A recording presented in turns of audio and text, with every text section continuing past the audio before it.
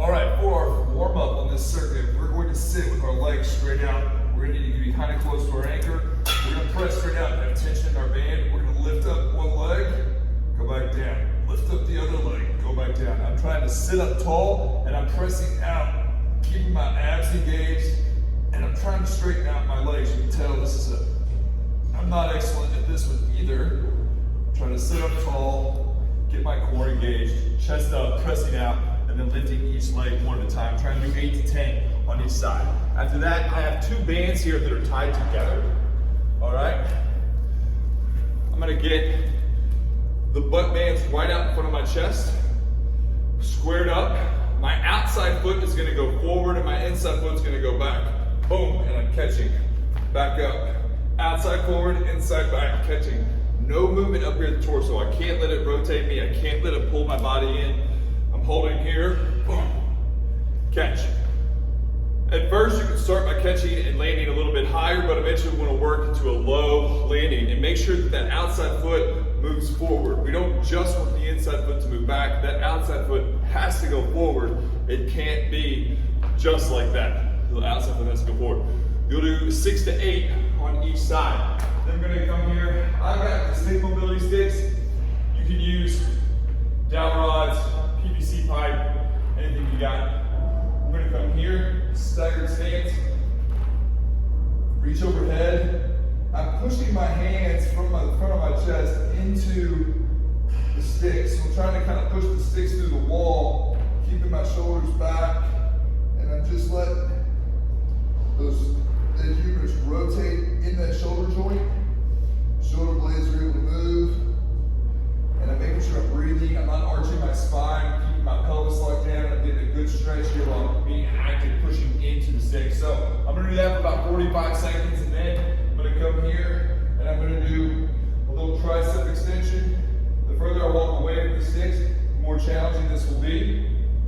Okay, the closer I walk to the sticks, the easier this will be. I want to make sure that my upper arm stays parallel with the ground as I drop in, get that big stretch all the way up next to the shoulder, and press back out. So as I come down, that stretch comes not just here, but all the way up to that shoulder and press back out. So I'll complete that circuit 2, 3 times if we really need to. Then we're going to go on to our first exercise, which is going to be a lawnmower row.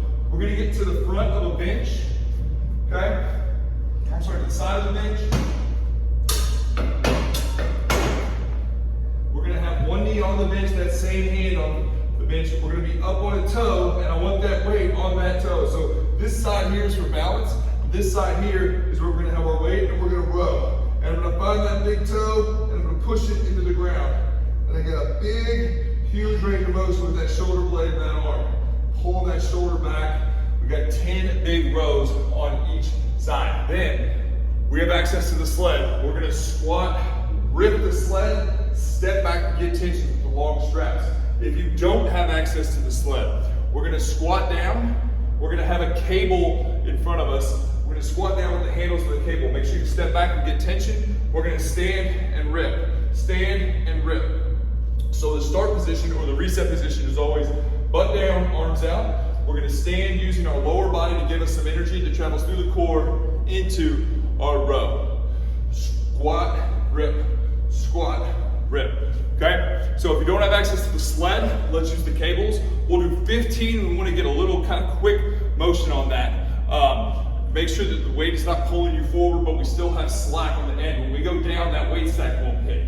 Okay, so we'll do 15 reps there.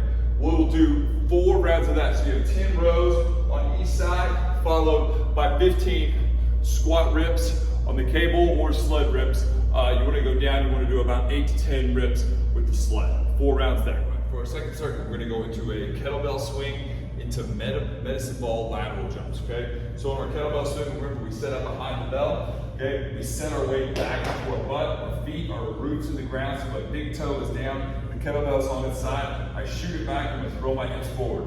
Remember, everything comes from the hips, the arms are just an extension of the torso. That kettlebell's being thrown forward, not up, forward.